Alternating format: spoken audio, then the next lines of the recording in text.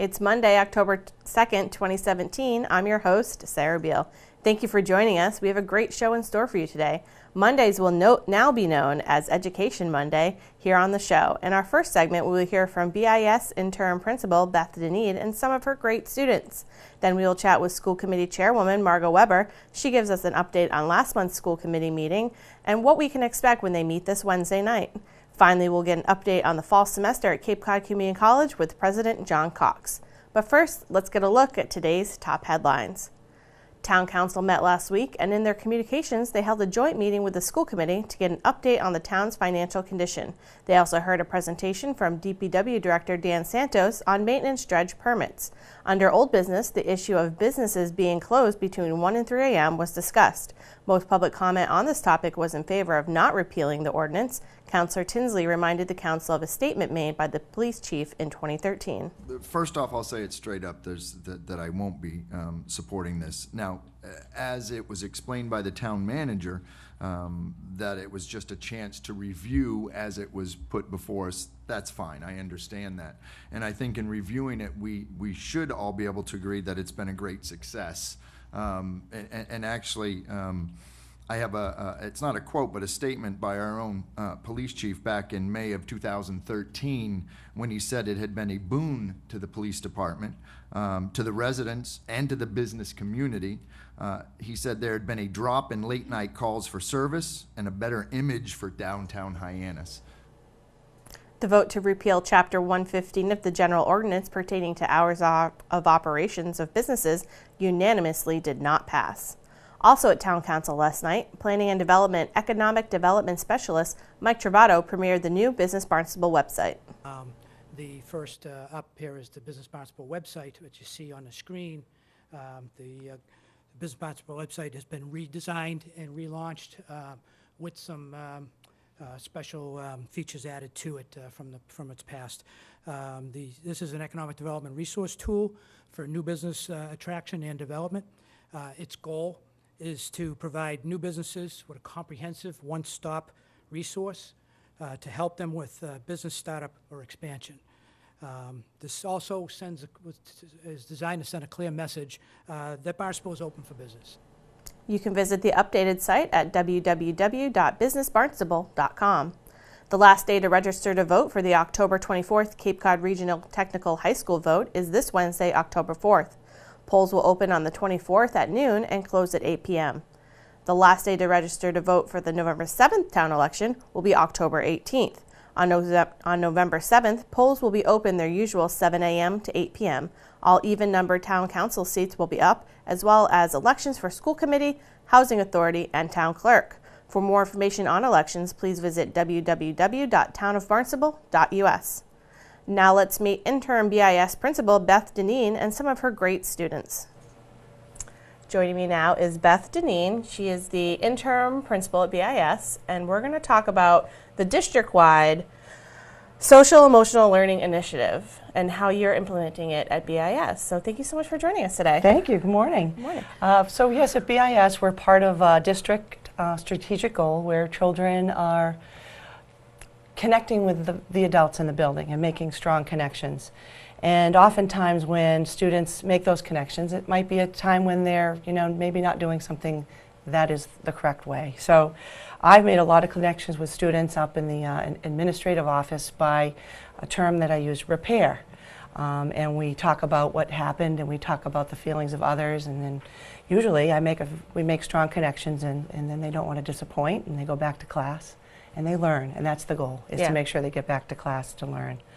So you use the word repair kind of as a tool instead of saying that they made a mistake or they did something wrong. It's like, let's look at what happened and what can we do going forward to fix it. So sort of traditional discipline, to me it's more like they're learning. They're 11 and 12. And just like on a math test, if you make an error, you fix it. So this is the same, the same sort of thing.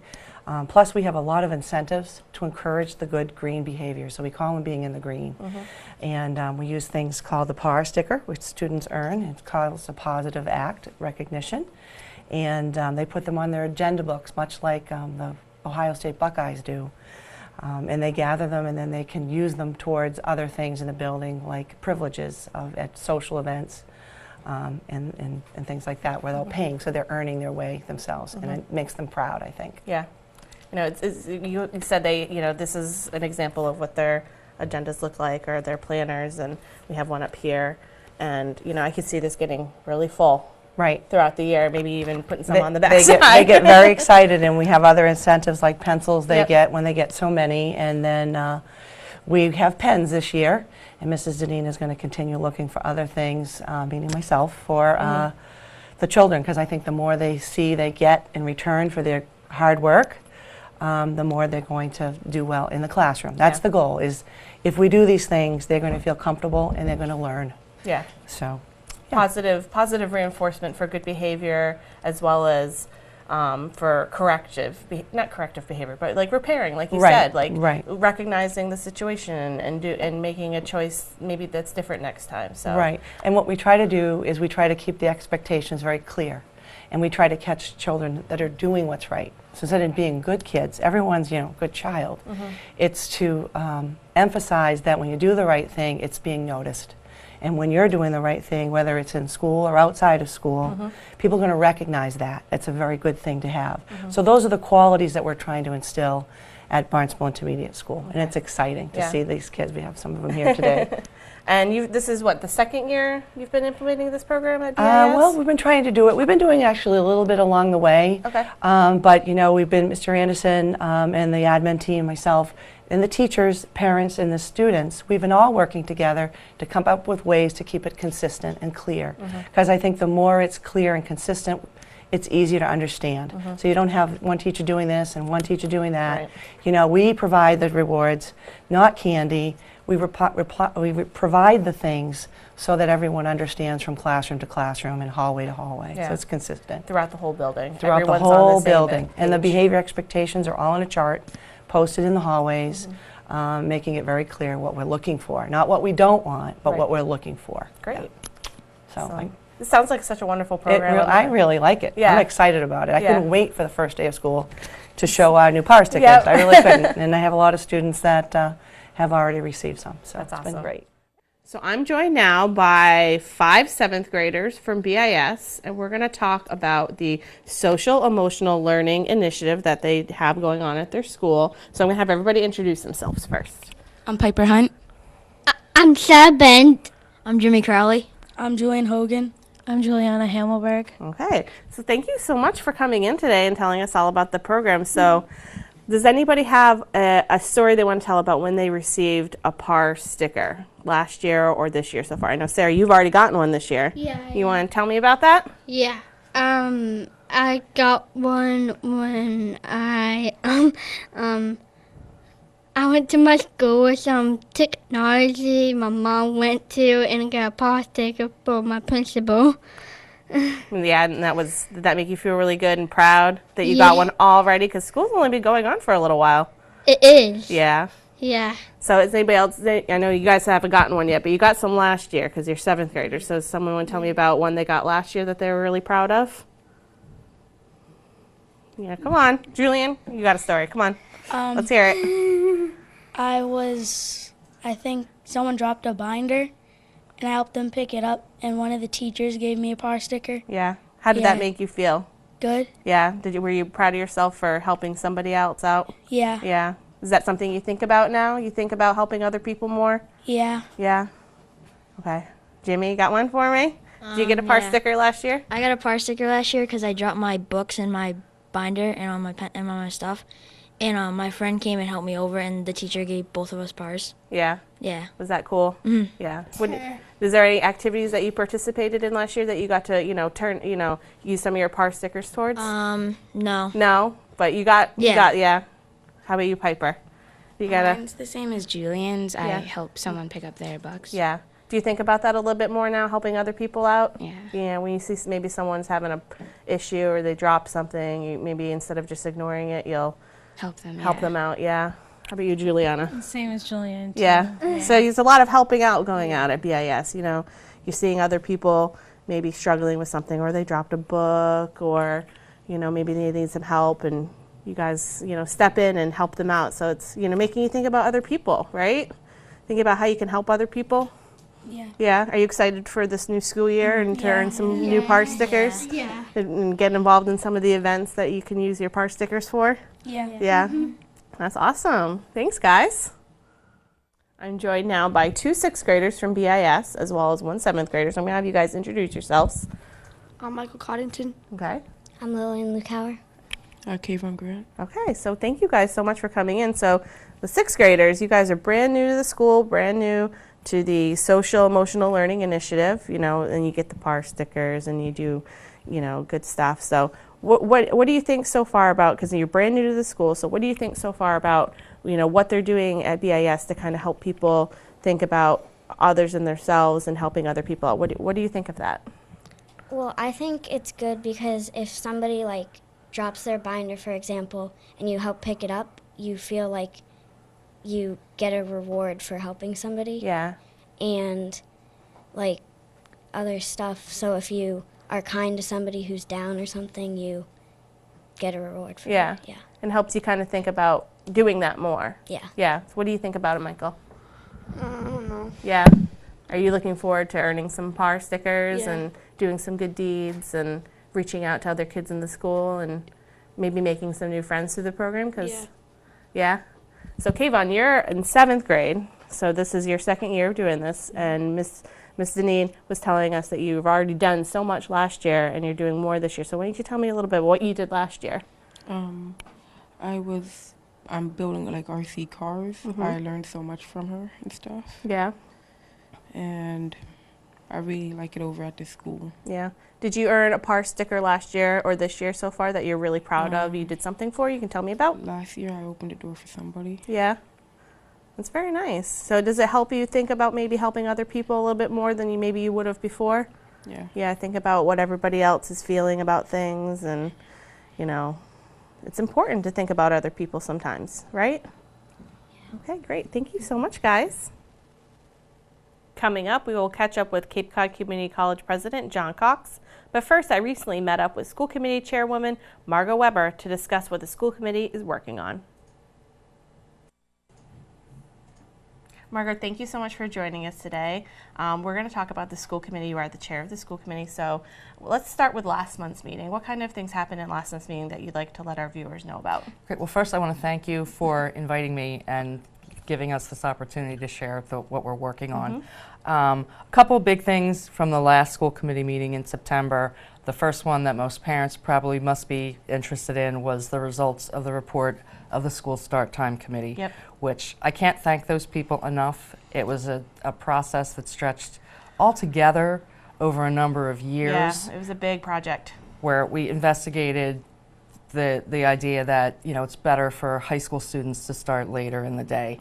And there's evidence that's incontrovertible that that's exactly true, but as a result of the committee's work and looking 6 ways to Sunday as to how we could do this, we voted to table that suggestion just simply because of the costs.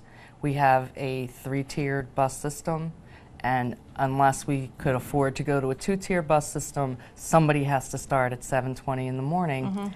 And if you were looking at even the intermediate school students, they also fall into that group that really should be getting more sleep and shouldn't be starting that early. Right. So we have not, it was a lot of hard work with some really great results, but we're just not in a position right now to spend close to $1 million just to change transportation. Yeah. There's a lot of other things we could do with $1 million. I will just say that. But we'll always be open to any suggestions, and in the future, if the situation changes, we'll definitely take another look at that. You have all the work that's been done. We have all the work done, but you know what? There might be other solutions that come up. You never know. In the future too. So we're not cutting that off. We're just saying we can't do it right now. The other, we did the superintendent's evaluation. Congratulations to Meg. She finished her first year. That's great. Meg Mayo-Brown, our superintendent at Barnstable Public Schools, and we are obliged as a school committee to follow the Department of Elementary and Secondary Education evaluation process, which all of our teachers know is very, very formalized, and it results in, we have to give a rating. Meg's evaluation, we gave her a rating of proficient, but I will say there were categories that she was trending to exemplary. So we are looking forward to continuing to work with Meg. And proficient is what you look for. Right. That's a good place to be. That's an excellent place to be. And like I said, we are very pleased with the superintendent's work. She has set forth some strategic goals, and we're doing some strategic planning, which really is we hope is going to do, what we announced we wanted to do when the search process started, which was we're always looking to move the district forward. So, and we believe that the strategic plan will help us do that. That's great. So you guys are meeting this week. You'll be meeting on Wednesday here at Town Hall in the Town Hall hearing room at 7 p.m. Yes. So what kind of things can we look forward to for this week? So coming up for this week, we are going to be talking a little bit more about Meg's goals for this coming year, and also looking at some of the strategic objectives and strategic planning. One thing, I'm sorry, I just forgot from the last meeting, which all this stuff kind of rolls into the other. Does. Yep. We have our strategic objectives for the district include looking at community partnerships. So we're actually going to form a subcommittee, and we're exploring what representation we want on that subcommittee. So in the next meeting, we're going to start off with hearing about the community partnerships that we already have. Oh, great. We start each meeting with a highlight on education, and the highlights this week will include some of the partnerships that our schools I absolutely love the highlights in education that you guys do. It's my favorite, yeah. It's such a great way to highlight everything that you guys are doing, the school department is doing, and it's just, gives people a chance to see little pieces. Well, it reminds us why we're doing this for. It's not just, approving building repairs and budget Field stuff. trip requests. It's really nice to see what the kids are actually doing. So we'll be doing that. We'll be starting with talking about Meg's goals for the coming year. I'm just looking at the rest of this, and that's, that sets the strategy for what we're going to be working on through the coming year. Sounds like you guys are in a great place, moving things forward like you want to be. We are. Things are running pretty smoothly. That's how we like it. And if there's any interest in the subcommittee, people can get in touch with me through my email, which is on the school website. Right. You said it's going to be school committee members and members of the community that we're looking to see how do we leverage community resources to better to support our students and to really engage the community, parents and non-parents as well, to understand the incredible resources that we have in our public schools. That's wonderful. Great. Well, thank you so much for joining us today. Well, thank you for having me. I really appreciate it. My guest today is School Committee Chair Margot Weber.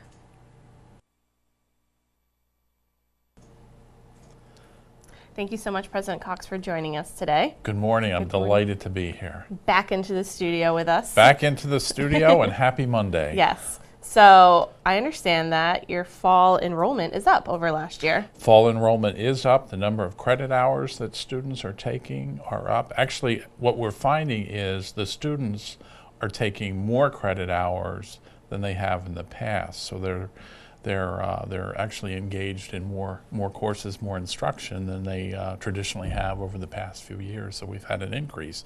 And to just celebrate that as a community, we came together a little bit earlier last week to have a what we called a flash cookout, where we put the word out sort of at the last minute, and we were outside at the grill, hamburgers, hot dogs, veggie burgers, and just celebrating with the entire campus community. A really great event to bring everybody together. That's so fun. I mean, it was so nice to bring everybody together. I like the idea of a flash, come down now. It's something new, and as long as you have adequate food on hand, it works out really well. That's great. It's so wonderful that enrollment is up. Do you think that's because more people are? Do you have more full-time students as opposed to part-time students? Actually, the number of full-time students is up as well. Overall, the number of students is slightly down. But because they're taking more credit hours, the effect on the number of credits is up. And we're attributing this to several factors. One being that there are now more pathways, more clear pathways for students to really map out the progress that they're going to make from their associate's degree program to transfer into the the bachelor's degree program through the Commonwealth Commitment or the Mass Transfer program. That's so wonderful. there are a number of opportunities now available for students that are fairly new and improved. Yeah, it's great that they can, look towards what they're going to do next while they're at Four Cs. They can plan ahead for that. I think that's really helpful. It really makes a difference, and I would also say there's a better understanding of the value proposition and the notion that, hey, I can start at Cape Cod Community College, I can complete my associate's degree, I can then either enter the job market or I can continue on as a junior at the State University or at UMass. Yeah, that's wonderful. It's a beautiful thing. Speaking of enrollment, your second Q term is beginning at the end of the month. Second Q term starts the end of October. It's basically a 7-week. We split up the traditional semester, and it gives students an opportunity, more students opportunities to work with their schedule and try to fit the courses into their schedule. And there are a number of blended and online courses available. And as you recall, we talked about blended and online a few weeks ago. The blended is basically students are coming to campus maybe 2 or 3 times throughout the term during their class, but the bulk of the other part of the term is done online remotely. Online learning has become such an important tool in higher education. It has, and it has really evolved in terms of the quality of online education, so it continues to grow. And I think as the younger students migrate through the educational process, they're much more tuned in to how technology works. So it's very interesting to go back and look over, say, the last decade of how online learning has really changed. I feel like when I was in my senior year of college in 2004, that was kind of like you were seeing, bits and pieces of it. We had some stuff that we were doing on what they called the Blackboard, which was an online service, and to see where it's gone from there to now is just amazing. I mean, you can take a whole course online, and it's just like being there in the classroom. And now it's evolved to you can literally do an entire degree online. Yeah. It's just amazing. It's so helpful for people who have those busy schedules, family and job commitments. It really enables higher education to meet the needs of students. Great. You also have the Commonwealth Honors Club, and they're doing a community service project. Our Commonwealth Honors students are, part of their charge is to do a community service project, and what they have decided to work on is they're running a campaign to gather up contributions towards some relief efforts in conjunction with the Sheriff's Department for the victims of Irma. So we do have a collection box actually in our Grossman Commons on campus, and we will continue to collect the non-perishable items to actually go out and support some of the recovery efforts. And this is all through this This week? is all, yes, and it's through the Commonwealth Honors Program, and these are students that have, because of their grade point average and their academics, they've been selected into the program, and they have the opportunity to continue on, transferring either to the UMass Commonwealth Honors College or the other campuses of UMass or the state universities that also have the Commonwealth Honors Program. Wonderful. It's so great that they've taken this on. There's been so many hurricanes this season that have just decimated areas, so I think it's great that they're going to be doing this collection. It's a great thing. I'm glad to see that they've taken this on. Yeah.